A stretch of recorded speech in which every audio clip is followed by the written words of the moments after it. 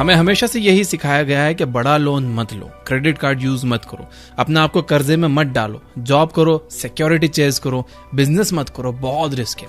पर हर्षद मेहता सेज, लाला रिस्क है तो इश्क है। क्या आपने कभी सोचा है कि धीरूभाई अंबानी के पास बड़ा बिजनेस करने के लिए पैसे कहां से आए? 1950s में उन्होंने अपना फर्स्ट मसालों का बिजनेस स्टार्ट करने के लिए कुछ पैसे बचाए थे, पर उन्हें कुछ और पैसों की जरूरत थी, तो उन्होंने अपनी वाइफ के भाई के साथ पार्टनरशिप करके थोड़े और पैसे रेज कर लिए और फिर धीरे धीरे कंपनी प्रॉफिटेबल हुई। लेकिन धीरूभाई को एक्सट्रीम कंपटीशन भी फेस करना पड़ी, so he decided to make a gutsy move by taking his company public. जनवरी 1978 में धीरूभाई अंबानी 58,000 मिडिल क्लास लोगों को कन्विंस करने में कामयाब हो गए, जहां पर उन्होंने 28 लाख शेयर्स को 10 रुपए की फेस वैल्यू से बिड किया था। सिंपल मैथ करें तो 28 lakh multiplied by 10 is equal to 2 crore 80 lakh. भाई साहब, 58 लाख लोग आप पर भरोसा करके आपको बैकअप करते हैं, तो आपने कभी सोचा है कि कितना प्रेशर होता होगा? But Dhirubhai Ambani had taken the risk and by the time he was dead, उन्होंने 2 करोड़ 80 लाख को अराउंड 75,000 करोड़ रुपए बना के अपनी फैमिली और इंडिया की और भी फैमिलीज को जबरदस्त security and return on investment provide किया था। अब यहाँ पे सवाल आता है कि कैसे एक ऑर्डिनरी बच्चा जो कि एक स्कूल ड्रॉप आउट है, उसने रिलायंस इंडस्ट्रीज जैसा बड़ा एम्पायर खड़ा कर दिया।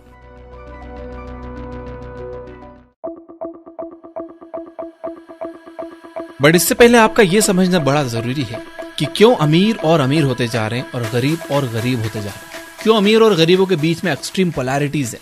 क्यों 80% दौलत 20% लोगों के पास ही है?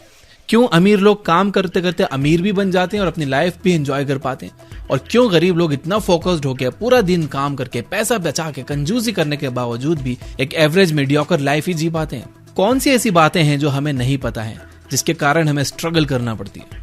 वेल, इसका आंसर रॉबर्ट कियोसाकी ने अपनी book why the rich get richer and rich dad poor dad में क्लियरली स्टेट किया है, जिसको अगर अच्छे से समझ के अपनी लाइफ में स्ट्रेटेजिकली अप्लाई करो तो आप भी अपनी ड्रीम लाइफ जी सकते हो।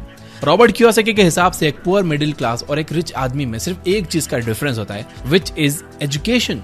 और एजुकेशन का मतलब आपका फॉर्मल एजुकेशन नहीं, बल्कि फाइनेंशियल एजुकेशन।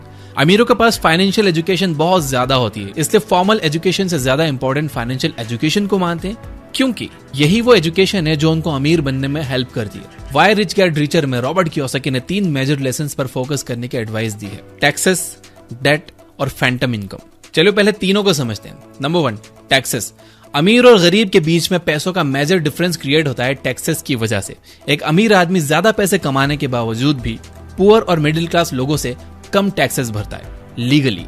अभी रिसेंटली मैं एक बड़े यूट्यूबर से मिला था, कमेंट में गेस करो कि वो कौन होंगे, और उन्होंने बातों बातों में मुझे बताया कि उन्हें ये 5 स्टार और 7 स्टार होटल्स में रहने का कोई शौक नहीं है, पर उनके फाइनेंशियल एडवाइजर्स कहते हैं कि ये सारे एक्सपेंसेस को ऑफिस के खर्चे पे दिखाएंगे तो उन्हें टैक्स रिडक्शन में काफी हेल्प मिलेगी। इस बात में कोई दो राय नहीं है कि टैक्सेस गरीब और मिडिल क्लास लोगों का एक मेजर चंक ऑफ इनकम खा जाता है। यूएसए के एक सर्वे के अकॉर्डिंग टैक्सेस उनके खर्चों की लिस्ट में टॉप 3 में आते हैं, जो कि उनकी इनकम का 21% ले लेते हैं। इसलिए अमीर जानते हैं कि अगर इनकम का बड़ा पोर्शन गवर्नमेंट को दे दिया तो वो मिडिल क्लास और गरीबों वाली लाइफ जिएंगे।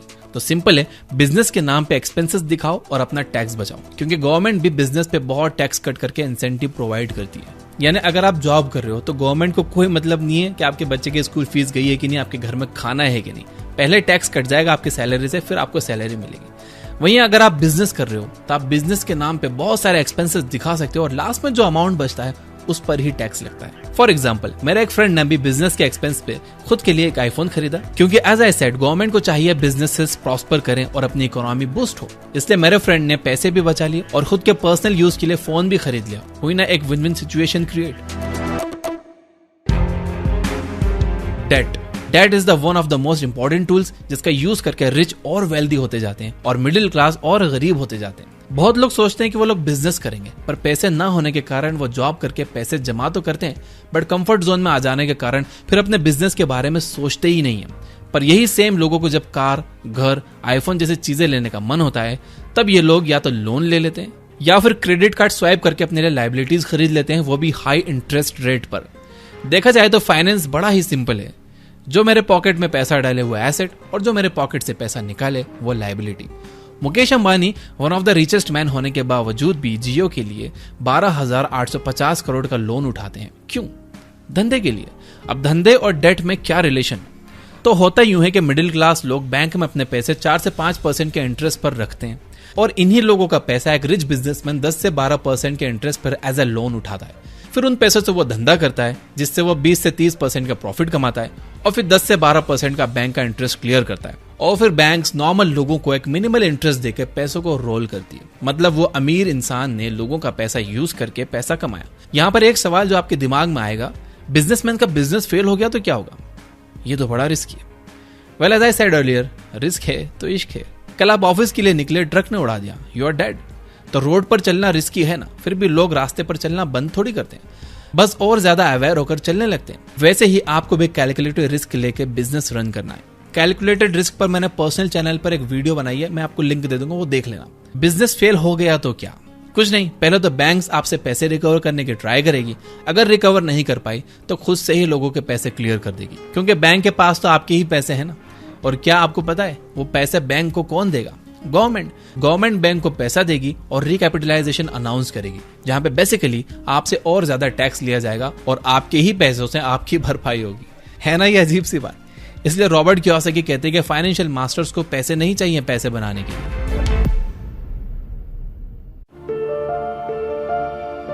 Number 3, Phantom income. Phantom income को इनविजिबल इनकम भी कहा जाता है। ऑथर रॉबर्ट कियोसाकी कहते हैं कि फैंटम इनकम भूत की तरह है, होती तो है पर दिखती नहीं है। इस इनकम को एक ऐसा इंसान ही देख सकता है जिसके पास राइट फाइनेंशियल एजुकेशन है। फॉर एग्जाम्पल, अज्यूम करते हैं कि एक नॉर्मल मिडिल क्लास आदमी को एक पीस ऑफ रियल एस्टेट खरीदना है जिसका प्राइस 50 लाख रुपए है। तो वो खरीदने से पहले 20% का डाउन पेमेंट करना होगा, और ये डाउन पेमेंट पे करने के लिए वो यूज करेगा अपनी वो इनकम जो टैक्स देने के बाद उसे बची है। वहीं एक अमीर इंसान खुद के पैसों से कभी रियल एस्टेट नहीं खरीदेगा, वो बैंक से पैसे ले लेगा और रियल एस्टेट खरीद लेगा, और इस ट्रांजैक्शन में जो टैक्स कॉस्ट बचता है वही उसकी फैंटम इनकम है। ये वो इनकम है जिसके लिए वो अमीर इंसान को कोई काम नहीं करना पड़ा। फैंटम इनकम को यूज करने के लिए आपको दूसरों के पैसों को खुद के फायदे के लिए यूज करना पड़ेगा। बड़े से बड़े सोफिस्टिकेटेड इन्वेस्टर्स पैसे बोरो करते हैं प्रॉपर्टी खरीदने के लिए, क्योंकि बोरो करके वो बड़े टैक्स ब्रैकेट को एलिमिनेट कर देते हैं। और यही फैंटम इनकम का यूज करके रॉबर्ट कियोसाकी ने 8000 रेंटल प्रॉपर्टीज का एम्पायर खड़ा कर दिया है। How many works. अगर फाइनेंशियल लिटरेसी की बात की जाए तो 28 कंट्रीज में इंडिया का रैंक फाइनेंशियल लिटरेसी की पोजीशन में 23 पर आता है। रिजर्व बैंक ऑफ इंडिया के अकॉर्डिंग इंडिया में सिर्फ 20% लोग ही फाइनेंशियली लिटरेट हैं। क्यों अनिल अंबानी की बैंक में करोड़ों रुपए होने के बावजूद भी वो बैंक करप्ट हो गए? क्यों माइक टायसन जिन्होंने अपने अर्ली करियर में हद से ज्यादा पैसे कमाए वो कुछ टाइम के बाद बैंक करप्ट हो गए? बात पैसों की नहीं है, बात उन्हें ढंग से मैनेज करने की है। चाय सुट्टा बार के ऑनर अनुभव दुबे कोई प्रिविलेज्ड बैकग्राउंड से नहीं आते थे, फिर भी उन्होंने 400 आउटलेट्स खोली, 150 करोड़ का रेवेन्यू जनरेट किया, वो भी बिना किसी फंडिंग के, only and only boot strapping के बेस पर। और ये कोई रॉकेट साइंस नहीं है। आपको बजटिंग पे ध्यान देना है, इनकम का 20% इन्वेस्ट करना है, हेल्थ के लिए इंश्योरेंस करवाना है, और बुढ़ापे, बच्चों की शादी और एजुकेशन के लिए प्लान करना है। It's not how much money you make but how much you keep, how hard it works for you and how many generation you keep it for. Robert Kiyosaki. Most people will suffer but India will conquer. आने वाले सालों में बहुत सारे लोग financially struggle करने वाले हैं, लेकिन इंडिया के लिए बहुत अच्छी अपॉर्चुनिटीज आने वाली हैं। ऑथर कहते हैं कि वेस्ट बूढ़ा हो रहा है। यहाँ हम मोस्टली बात कर रहे हैं कनाडा, यूएसए और यूरोप की, क्योंकि उनके एम्प्लॉयज की एज काफी ओल्ड हो चुकी है। 2 रीजंस की वजह से वेस्ट काफी स्ट्रगल कर सकता है, और कंट्रीज जैसे कि इंडिया, वियतनाम, चाइना और अमीर बनने वाले हैं आने वाले कुछ समय में। पहला रीजन है ग्लोबलाइजेशन। जैसे कि आपको पता है कि वर्ल्ड इकोनॉमी काफी ग्लोबल हो चुकी है और कंपनीज डेफिनेटली वैसी कंट्रीज को चूज कर रही हैं जहां पे प्रोडक्शन फैक्ट्री सेट करना चीपर है और जहां पर लेबर भी काफी सस्ता है, जिस वजह से एशियन कंट्रीज एक बहुत बड़ा थ्रेट है दूसरी कंट्रीज को। और नंबर 2 है टेक्नोलॉजी।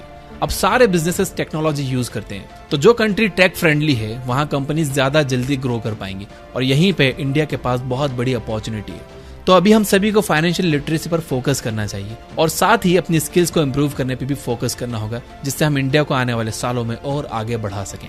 तो इंडिया के लिए कमेंट में अफर्म करिए यस आई विल लिख के। यहाँ तक देख रहे हो तो बिना लाइक किए मत जाना। ये बुक ऐप पर आप रॉबर्ट कियोसाकी की 6 बुक्स की समरी सुन सकते हो, और रिच डैड पुअर डैड को हमने चैप्टर बाय चैप्टर समराइज किया है। Finally, you guys are amazing, keep reading, keep